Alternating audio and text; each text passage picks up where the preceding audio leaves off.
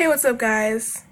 It's Michelle here, and today I will be reading a children's book because I can read, and I think I'm darn good.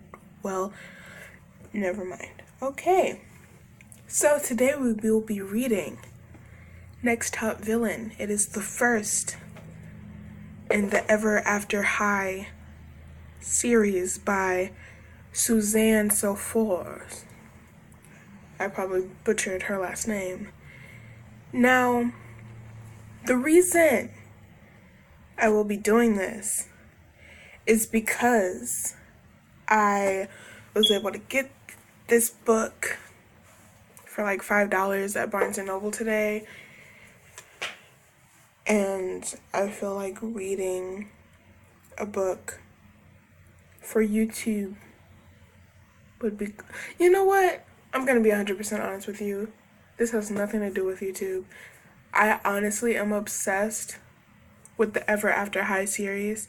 It is on Netflix, and I watched the entire thing. I am waiting for another part. I feel like it's been way too long since they released another part. So I was like, you know what? What if I just read the books? It is based on a book, right? So like, let me just read the book. So, pretty much, I was able to get the first book and the third book. I am currently looking for the other books. When I put Ever After High into BarnesandNoble.com, some books by a different author were popping up, and I'm like, what the heck? This isn't what I want. So this is what I have for now. I feel like I should change my settings real quick so this doesn't keep turning off.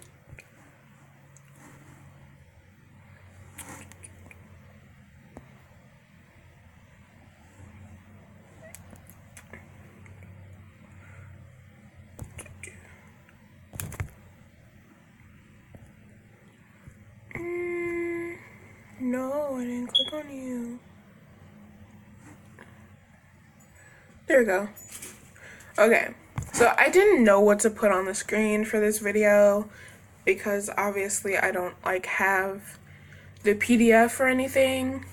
So I was like, let me just do a picture of it and you guys will just listen to my voice. So let's get started.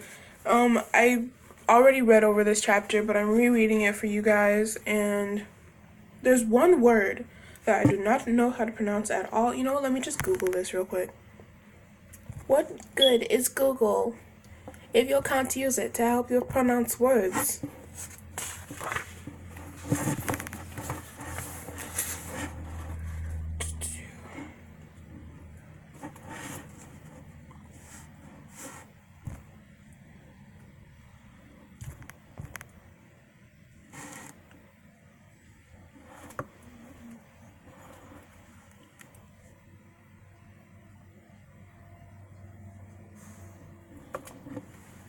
It's not saying anything. Pirouette. There you go. Thank you. Took you long enough. So pirouette. I got it. Okay. Let's start. To be born a fairy tale princess is a blessing indeed. But hers is not the lazy, carefree life that many imagine. There are numerous important decisions that a princess must make every day. For example, how would she like to be awoken? Should she choose an enchanted alarm clock to sing and dance around her room? Perhaps her parents could employ fairies to gently sprinkle waking dust on her cheeks. Maybe she'd prefer to have a household troll ring a gong or mirror her with the latest hit song. Duchess Swan, a fairy tale princess proud and true, chose none of those options. Instead, she liked to be awoken by her favorite sound in the whole world. Honk honk! Don't tell me it's morning already, a voice grumbled. Duchess opened her eyes. While the honking had come from the large nest next to her bed, the complaining had come from across the room. To her constant dismay, Duchess did not sleep alone. This was the girls' dormitory at a very special school called Ever After High, and her roommate was Lizzie Hearts, daughter of the famously angry Queen of Hearts. Lizzie was not a morning person, which is why she didn't own an alarm clock.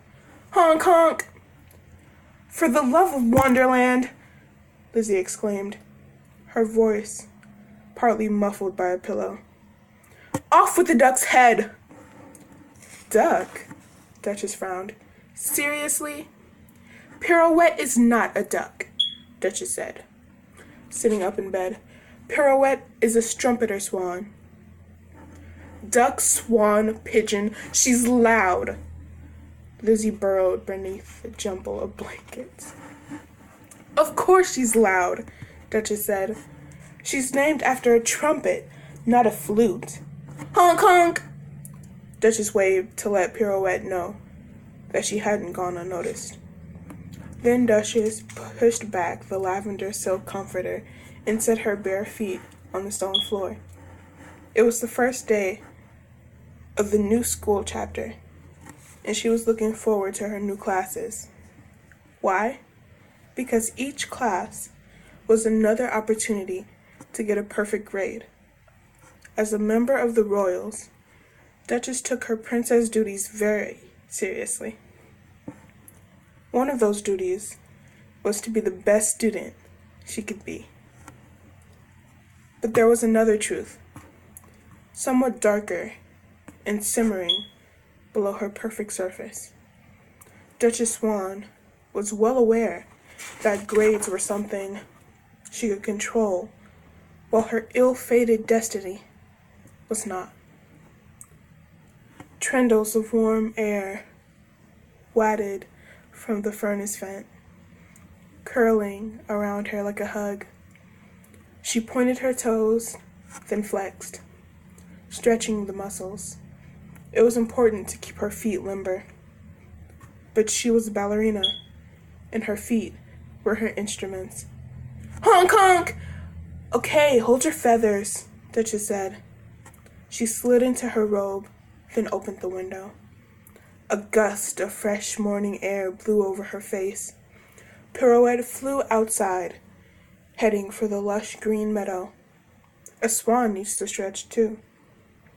Just as Duchess tried to lace her dress, the bedroom door flew open, and two princesses barged in. Ever heard of a little thing called knocking? Duchess asked. Can we talk? The first princess said. Her name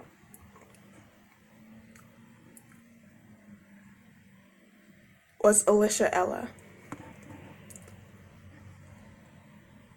daughter of the famously humble Cinderella. She yawned super wide. It's about your alarm clock. The second princess, whose name was Apple White, daughter of the famously beautiful Snow White, also yawned. Yeah, your goose alarm clock. She's not a goose, Duchess sighed. These princesses really knew how to get under her wings. She's a swan. Oh, that's right, sorry, Apple said. The two princesses, having just rolled out of bed, looked unbelievably perfect. No bedhead, no sheet lines, no crusty Sandman sand in the corners of their eyes. Apple was known as the fairest one of all, and Ashlyn couldn't be any lovelier, even if she tried. Apple and I agree, as do the other princesses, that the honking sound that comes from your room every morning is really starting to become a bit of a royal pain. Royal pain? Duchess looked away for a brief moment, so they wouldn't see the twinge of her feelings. I'd be happy to lend you some songbirds, Ashlyn said. Then she whistled. 3 tiny birds flew through the doorway and landed on her outstretched finger. It's such a cheerful way to wake up. Bird alarms aren't very reliable, Apple said. I'd be happy to connect you to my network of dwarves. They'll send you a wake-up call to your morning phone, to your mirror phone. I don't need your songbirds or dwarves, Duchess told them, a bit annoyed. Okay, she was more than a bit annoyed. Those girls were always acting as if they were better. They really ruffled her feathers. Ashlyn, Apple, and Lizzie were of royal heritage, the blood daughters of fairy tale kings and queens. Being a royal at Ever After High meant being part of the most popular and most privileged group. Duchess was also a royal, but she was different. Most royals were destined to marry other royals and rule kingdoms, living out their lives in comfort, health, and fortune. In other words, a big, fat, happily ever after was waiting for most of them. But Duchess did not have such a future, nor did she have a future as a dancer. Her destiny, as the daughter of the Swan Queen, was to turn into a swan and live out her days web-footed and feathered. You can't perform a graceful grandeur with webbed feet. To make matters worse, she had no happily ever after with a charming prince written in her story. Although Duchess's future did not seem fair, she'd accept her circumstances. It was her duty to keep her story alive by fulfilling her destiny. She worked hard at her studies and her dancing. She did her best to make her family proud, but it drove her crazy that these girls had nothing more to worry about than being awoken by honking. It was just as Duchess often said, birds of a feather flock together. Lizzie popped her head out of the covers and glared at the intruders. I order this meeting to be over now. Sounds good to me, Duchess said. Even though I was enjoying our little chat, she forced a smile. However, it's time to get dressed for class, and you know what happens if you're late. She looked directly at Ashlyn. Oh my God, Mother, thanks for the reminder, Ashlyn said, her eyes widening with worry. If she was even just 1 second late, her clothes would turn into rags. She picked up the hem of her nightgown and rushed out the door, her songbirds following. Well, I'd better go too. I heard my magic mirror calling. Charm you later, Apple said. Duchess's smile collapsed the moment the princesses were gone. Good riddance, she muttered under her breath. If my mother were here, she ordered their heads chopped off, Lizzie said. Then she burrowed back under her blankets. Just as Duchess closed the bedroom door, Pirouette flew back in through the window. She landed at Duchess's feet, then turned the corners of her beak into a smile. Duchess knelt and gave her a hug. The wonderful scent of wind clung to Pirouette's white feathers. Lucky girl, Duchess whispered. You don't have to deal with know-it-all princesses. Duchess filled a bowl with swan kibble, a mixture of breadcrumbs and grains, and set it on the floor. Pirouette began eating her breakfast. This was the calmest time of day for Duchess, before the flurry of classes and activities, while Lizzie snored peacefully, and Duchess usually began each day by writing in her journal. She sat at her desk and opened the top drawer. There was no need to hide the golden book, because it was enchanted with a security spell. She pressed her fingers against the cover. A click sounded. This was the only place where she shared her truest of feelings and her darkest of secrets. After turning to a blank page, she dipped her quill into ink and began to write. But one thought filled her mind, one thought that never seemed to go away. As she wrote, I wish I had a happily ever after, like Ashlyn's and Apple's. Then, Duchess Swan looked out the window and sighed. Being a perfect princess meant she had to accept her destiny, even if that destiny was covered in feathers.